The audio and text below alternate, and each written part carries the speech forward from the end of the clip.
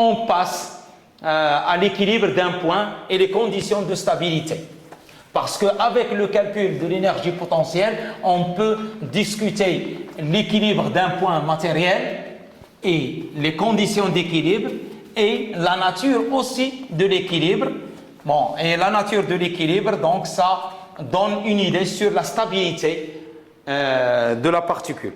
Donc, nous avons vu dans le chapitre 2, dans le chapitre 3, que dans un référentiel R, une particule de masse M est en équilibre en un point M0. Si lorsqu'on l'abandonne en ce point, sans vitesse initiale, il reste, quel que soit T, il reste en ce point M0. Donc, s'il reste, c'est-à-dire qu'il ne fait pas de mouvement, donc la somme des forces F appliquée à M dans ce référentiel, elle est nulle. Voilà. Donc, supposons qu'on a, pour simplifier le problème, donc on va considérer que la force F est égale à Fx portée par I, donc il a une seule composante pour mener les calculs. Et donc, M en équilibre en M0, donc s'il reste en ce point, lorsqu'il est abandonné sans vitesse initiale. Lorsqu'il est abandonné sans vitesse, sans V0. C'est-à-dire tout simplement, je peux dire que f de x est égal à 0 si j'applique le PFD, donc comme si j'ai f de x est égal à 0. Donc je peux dire que ça c'est une position d'équilibre. C'est une position d'équilibre. Donc l'énergie potentielle EP, on l'écrit comme étant EP est telle que Fx est égal à moins d de EP sur dx. Donc la position d'équilibre, donc pour déterminer les positions d'équilibre, pour déterminer les positions d'équilibre,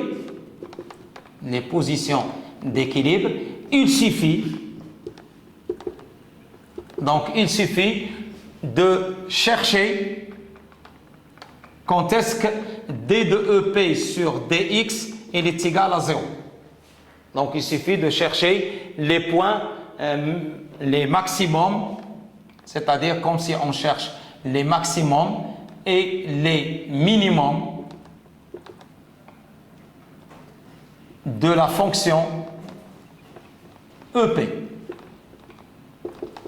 Les maximums et les minimums de la fonction EP. Donc, une fois qu'on a l'énergie potentielle d'une particule n, je la dérive par rapport à la variable du problème. Ici, bon, j'ai choisi x. La variable peut être un angle, peut être une distance, peut être n'importe quelle variable. Donc, je dérive comme si je cherche les maximums et les minimums. Donc, une fois que j'aurai ces points, donc on peut les appeler des points d'équilibre. Mais la nature de l'équilibre, pour déterminer est-ce qu'il s'agit d'un équilibre stable ou instable ou l'équilibre indifférent, eh bien, il faut chercher le signe de la fonction dérivée seconde de l'énergie potentielle. Pour cela, qu'est-ce qu'on va chercher?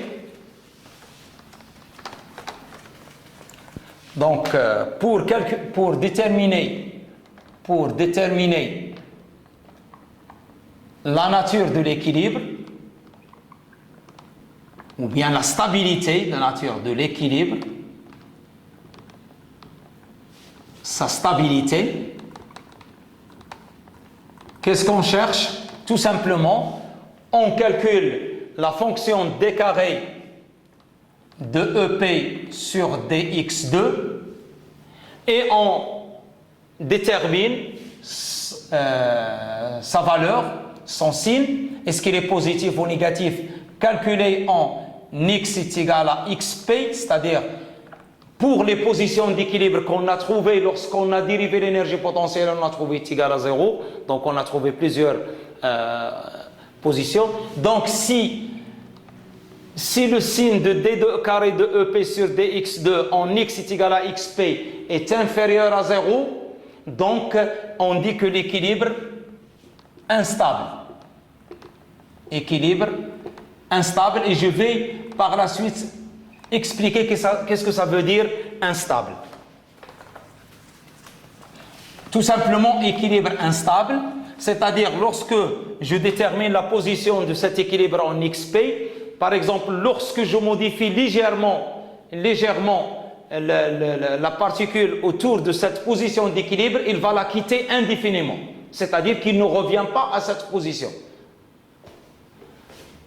Si d carré de EP sur dx2 en x est égal à xp est supérieur à 0, ce qui implique que l'équilibre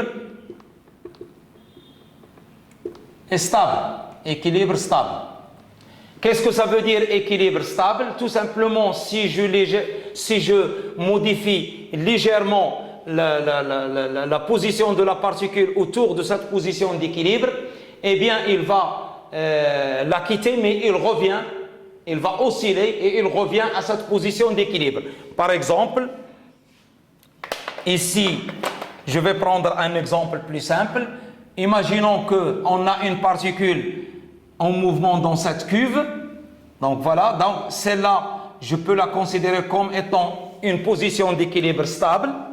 Donc si, par exemple, la particule elle est déplacée autour de cette position d'équilibre, donc je la déplace comme ça, donc qu'est-ce qu'il va faire? Eh bien, la particule, il va osciller entre ces positions et finalement, il finira par retrouver la position d'équilibre. C'est-à-dire, quel que soit le temps, après un bref temps d'oscillation autour de cette position d'équilibre, la particule, elle revient à cette position. Là, je l'appelle, c'est une position d'équilibre stable.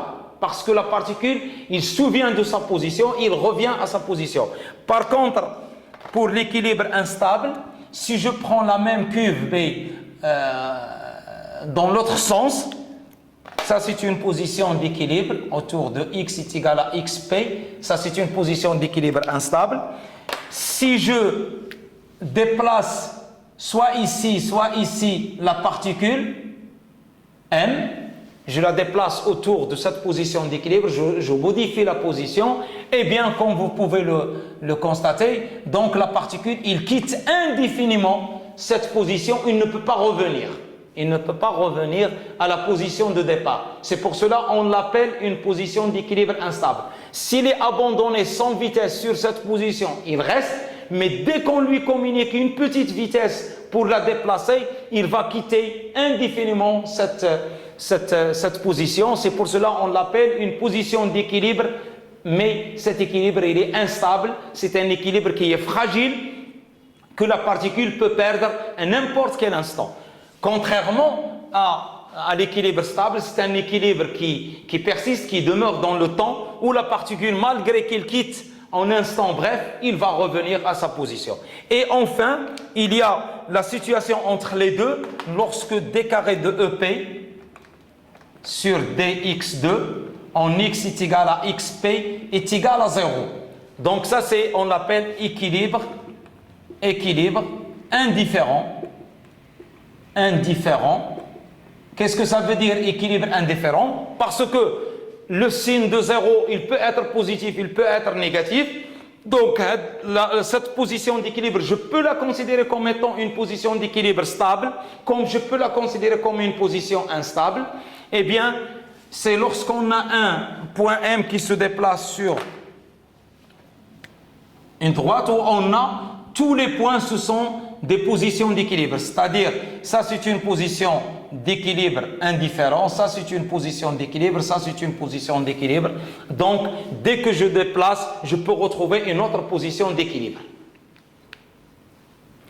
Bon, pour terminer ce chapitre, maintenant je vais considérer un système plus général.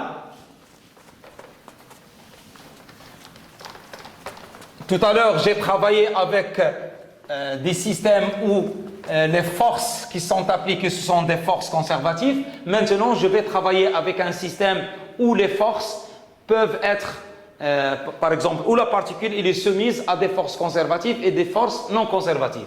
Donc, soit M de masse M soumis à des forces FC et FNC, des forces conservatives et des forces non conservatives. Et maintenant, je vais écrire le théorème de l'énergie cinétique. Donc, D de EC de M par rapport à R, on avait écrit que c'est dW de F, parce que F ici, je peux la considérer, c'est FC plus FNC. Donc dW, ça c'est le théorème de l'énergie cinétique qu'on a écrit tout à l'heure. Donc D de EC de M par rapport à R est égal à dW de FC plus dW de FNC, c'est-à-dire c'est le travail des forces conservatives plus le travail des forces non conservatives. Donc avec dW de FC, on avait dit que c'est moins D de EP de M par rapport à R. Ceci, on avait, lorsqu'on avait défini la fonction EP, l'énergie potentielle, donc ce qui implique que D de EC de M par rapport à R est égal à moins D de EP de M par rapport à R, plus dW de FNC, ce qui implique que D de EC de M par rapport à R, je vais faire passer cette quantité dans l'autre à gauche, donc plus EP de M par rapport à R est égal à dW de FNC. Or, ceci c'est quoi? C'est D de EM, D de EM, de M par rapport à R. La variation de l'énergie mécanique, c'est D de EC plus D de EP. C'est la variation de l'énergie cinétique plus la variation de l'énergie potentielle est égale à dW de FNC. Eh bien, voilà le nouveau théorème. Donc, lorsqu'un système qui n'est pas conservatif, c'est-à-dire qu'il est soumis à des forces conservatives et à des forces non conservatives, eh bien, la variation de l'énergie mécanique de M dans R est égale tout simplement au travail dW de la force non conservative. Et entre deux instants différents, je peux l'écrire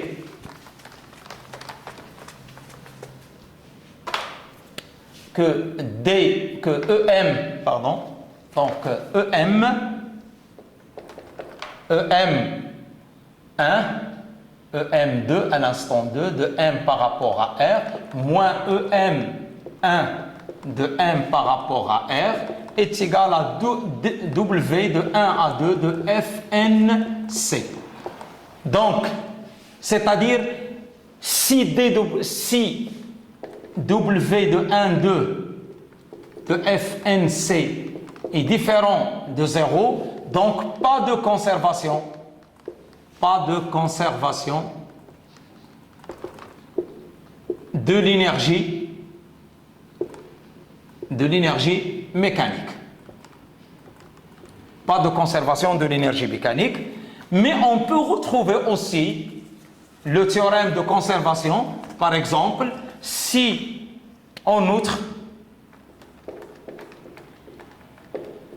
si dW de 1, 2 de FNC est égal à 0, c'est-à-dire que les forces non conservatives, il existe, mais qui ne travaillent pas, c'est la même chose que l'exemple qu'on avait vu tout à l'heure, eh bien, implique ceci, que D de EM, de M par rapport à R est égal à 0, implique que EM est égal à une constante, c'est-à-dire il y a conservation de l'énergie mécanique.